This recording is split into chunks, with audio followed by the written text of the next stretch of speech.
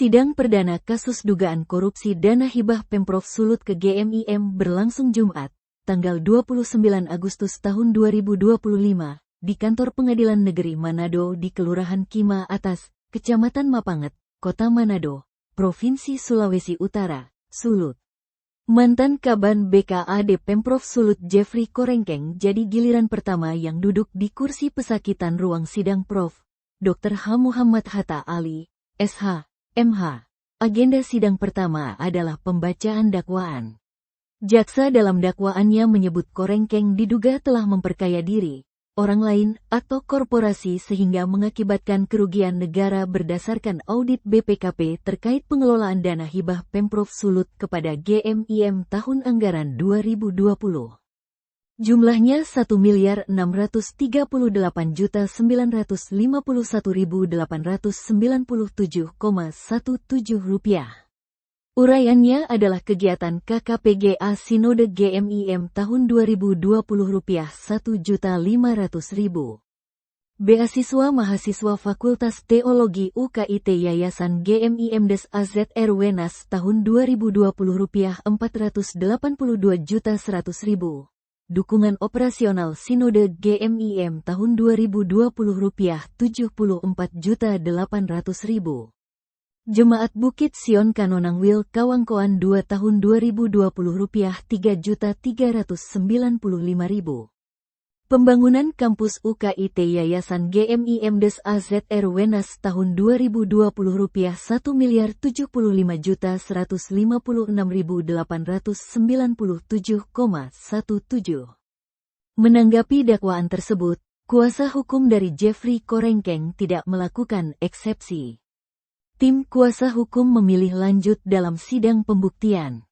Kuasa hukum Michael Jacobus menyebut dakwaan jaksa memperjelas apa yang selama ini ditegaskan oleh pihaknya. Secepat-cepatnya kebohongan berlalu kebenaran akan dapat mengejarnya, katanya. Ia menjelaskan dakwaan memperjelas bahwa peran Jeffrey Korengkeng hanya bersifat administrasi, kemudian nyata pula bahwa tidak ada konspirasi klien kami dalam negosiasi dengan pemberi dana hibah. Juga tidak ada konspirasi klien kami dengan GMIM dalam pemberian dana hibah, katanya. Lanjut dia, uraian jaksa pun membuktikan tak satupun uang yang mengalir ke Jeffrey Korengkeng. Ia menegaskan kerugian negara sebesar Rp1,6 miliar tak ada yang mengalir ke 5 tersangka. Ini semua untuk kegiatan pelayanan, kata dia. Yang tadi disampaikan bahkan diuraikan secara publik. Jadi apa yang pernah kami sampaikan terkait klien kami, Pak Jeffrey Korengkeng, itu secara eksplisit. Ini diuraikan di sini. Makanya kalau saya mau mengawali penyampaian saya, secepat-cepatnya kebohongan berlari, kebenaran akan dapat mengejarnya. Ya, dari uraian jaksa ini bukan pembelaan kami, tapi uraian jaksa sendiri mencatat peran Pak Jeffrey Korengkeng itu hanya bersifat administrasi belaka. Ya. Peran Pak Jeffrey Korengkeng itu hanya terkait hal-hal administrasi pencairan dana hibah. Yang pertama itu. Yang kedua, bahwa Pak Jeffrey Korengkeng sama sekali tidak terlibat konspirasi pembicaraan atau negosiasi atau apapun dengan pihak pemberi hibah. Ya, jelas bahwa hibah ini diterima GMIM tanpa ada konspirasi apapun dengan pihak pemberi hibah. GMIM sebagai penerima hibah tidak pernah melakukan konspirasi dengan klien kami untuk kepentingan mendapatkan dana hibah. Poin kedua itu. Poin yang ketiga bahwa klien kami, Anda boleh baca di sini, kerugian-kerugian keuangan negara yang didakwakan itu tidak ada satupun yang mengalir ke diri klien kami. Ya, jelas ya. Kami punya klien Jeffrey Korengkeng tidak menerima sepeser uang pun dari dana hibah. Itu poin yang ketiga. Tidak ada manfaat yang diterima oleh Jeffrey Korengkeng secara pribadi untuk keuntungan pribadi. Yang keempat, dari rincian kerugian keuangan negara yang disampaikan di sini, teman-teman, ada sekitar 1 miliar lebih. 1,6 miliar yang mengait-ngaitkan dengan klien kami. Ya. Dan kami pastikan secara tegas, kalau bicara penyalahgunaan wewenang atau perbuatan melawan hukum, maka hubungan kausalitas sebab akibat antara kerugian negara dengan peran terdakwa itu harus konkret. Tapi Anda lihat di sini, ini bukan kami yang bilang loh. Ini dakwaan jaksa yang bilang bahwa tidak ada satupun uang yang mengalir dipergunakan oleh klien kami, dinikmati oleh klien kami. Ini jelas. Semua temuan-temuan di sini ada sekitar 1,6 miliar. Coba Anda lihat, ini semua tidak ada yang mengalir dan dinikmati oleh klien kami. Sepeser pun. Gitu. Jadi keliru kalau ada berita 8,9 miliar dinikmati oleh 5 orang tersangka. Sekali lagi itu tidak benar. Dan kalau 1,6 miliar ini 5 tersangka, sekali lagi 5 tersangka tidak mengecap 1,6 miliar ini, tidak ada. Ini untuk kegiatan pelayanan semuanya. Ini untuk kegiatan gereja semuanya. Tidak ada yang dinikmati oleh 5 tersangka.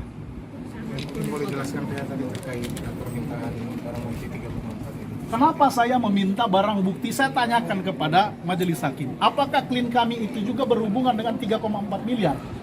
Karena diduga kuat, sekali lagi diduga kuat, penyitaan 3,4 miliar uang Sinode Gemim itu tidak ada izin daripada Bank Indonesia. Sekali lagi, penyitaan terhadap 3,4 miliar uang Gemim diduga kuat. Makanya nanti kita buktikan di pengadilan. Itu tidak ada persetujuan atau izin Bank Indonesia. Yang seharusnya berdasarkan undang-undang perbankan itu wajib. Ya, Sita itu tidak ada izin Bank Indonesia. Yang kedua, kenapa kami pertanyakan itu? Karena yang namanya babuk, teman-teman, babuk itu Indonesia itu dalam Tipikor itu sistem sitanya itu adalah property based classification. Maksudnya apa? Sita itu hanya dimungkinkan untuk benda-benda yang tercemar dengan perbuatan. Sementara yang disita 3,4 miliar ini adalah uang sentralisasi jemaat. Seharusnya yang disita adalah uang hasil korupsi. Tetapi diduga kuat yang disita ini, sekali lagi diduga kuat yang disita oleh penegak hukum adalah uang sentralisasi jemaat. Kenapa saya katakan ini? Karena uang dana hibah kan dari 2020 sampai 2020. Besar kemungkinan adalah itu adalah uang sentralisasi jemaat. Makanya kami menanyakan itu. Supaya nanti di dalam proses pembuktian, kalau ternyata ini terbukti, ini adalah uang daripada jemaat-jemaat Gemim. Sekali lagi, kalau terbukti ini adalah uang dari jemaat-jemaat Gemim, kami penasehat hukum Jeffrey Korengkeng tidak akan diam. Kami akan lakukan upaya dalam persidangan. Demikian. Kemungkinan adalah, itu adalah Download Tribun X sekarang. Menghadirkan lokal menjadi Indonesia.